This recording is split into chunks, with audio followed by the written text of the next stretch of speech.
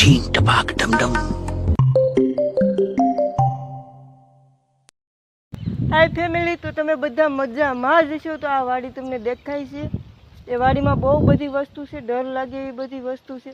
તો ચાલો હું તમને વાડી બતાવું કઈ રીતે એમાં બધું છે. તો ચાલો મળીએ આગળ. ફેમિલી, તો મારી અટાણે નાની બેન ધમાકેદાર એન્ટ્રી કરવાની છે. તો તમે જોઈ શકો છો કઈ રીતે એન્ટ્રી કરે છે. આ મારી નાની બેનની એન્ટ્રી છે. હો, એમાં કાંઈ ન ઘટે. મારી નાની બેને એન્ટ્રી કરી લીધી છે. હવે મારો ભાઈ સ્ટન્ટ કરવાનો છે. કઈ રીતે કરે છે તમે જોઈ લ્યો.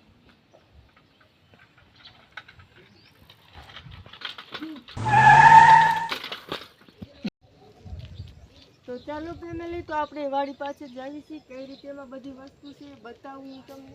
ચાલો. બહુ ડર લાગે એ વસ્તુ. તો હવે આપણે વાડીની આગળ વધી રહ્યા છીએ. નજારો પણ કેટલો મસ્ત છે રસ્તામાં. હમણાં વરસાદ પડ્યો ને એટલે બહુ મસ્ત બની ગયો, નકર હતો નહીં કાંઈ.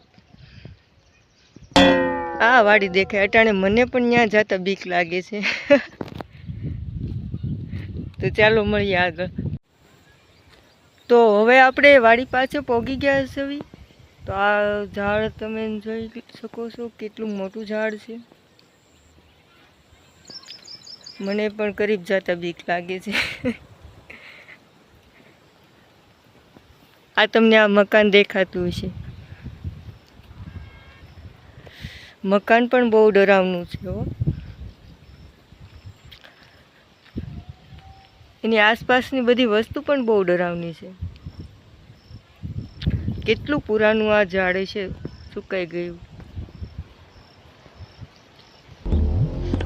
છીન ટપાક ડમડમ.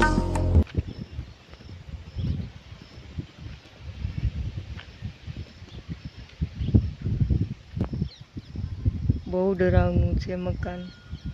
એની પાછળ ઝાડ છે એ પણ બહુ ડરાવનું.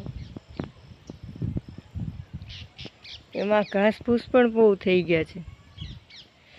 એમાં અટાણે સાપ વગેરે વગેરે હોય.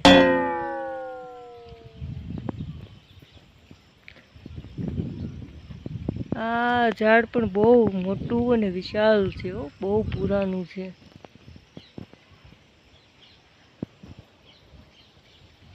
તો ચાલો મિત્રો, આપણે મળીએ આગળ, કેમ કે મને પણ બહુ બીક લાગે છે.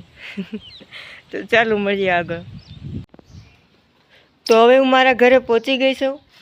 ઓહો, આ તો મારી નાની બેન નાસ્તો કરતી લાગે છે. વાહ ભાઈ વાહ. હું મારું ઘર બતાવું તમને. આ મારું ઘર.